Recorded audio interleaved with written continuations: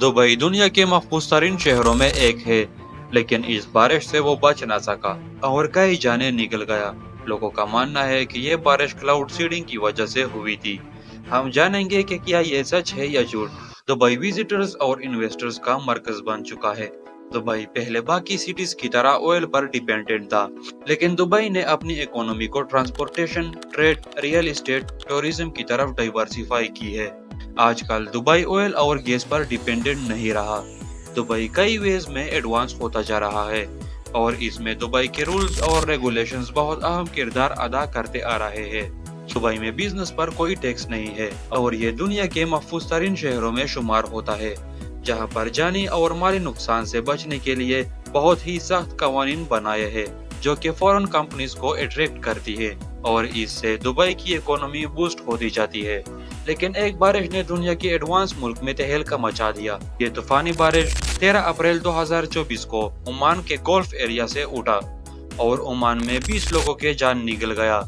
ऐसे करते करते 16 अप्रैल को दुबई में इंटर हुआ।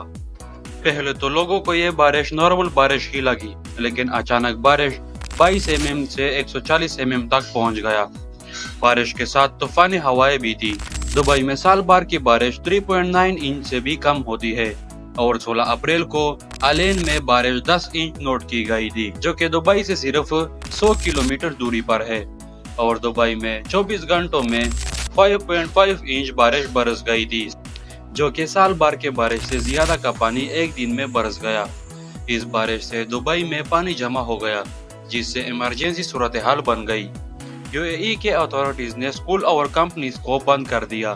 स्कूल्स के स्टूडेंट को ऑनलाइन क्लासेस पर पढ़ाया गया। दुबई इंटरनेशनल एयरपोर्ट, जो कि दुनिया का दूसरा मसरूफ तरीन एयरपोर्ट है, उसके फ्लाइट्स ढीले कर दिए गए और कुछ को डाइवर्ट किए गए। एयरपोर्ट्स के हाईवे पर बहुत ज्यादा पानी जमा था, जैसे कि कोई नदी हो, और 30,000 से ज्यादा गाड़ियां खराब हो गई। बारिश के बाद जब सर्वे की गई तो 4 आदमी मारे गए थे बारिश की वजह से, और ऐसी बारिश दुबई के 75 साल में कभी नोट नहीं की गई। दुबई के एडवांस टेक्नोलॉजी के साथ दुबई के सारे पानी को टैंकर्स के जरिए निकाल दिया गया। दुबई इंटरनेशनल एयरपोर्ट को सिर्फ 22 पंपिंग टैंकर से खाली कराया गया। लोगों का मानना है कि यह बारिश का तूफान क्लाउड सीडिंग की वजह से आया था। तो चले जानते हैं कि क्या ये सच है या झूठ। सबसे पहले हम ये जानेंगे कि क्लाउड सीडिंग है क्या। क्लाउड सीडिंग एक प्रोसेस है जिससे आप आर्टिफिशियल बारिश करवा सकते हो। चलो जानने की कोशिश करते हैं कि क्लाउड सीडिंग होती कैसी है।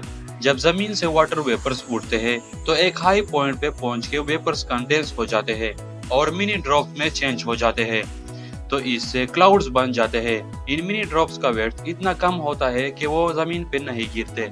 तो एक एरोप्लेन में नमक को लेके बादलों पे छिड़काया जाता है, जिससे बादलों की टेम्परेचर और कम कर देते हैं।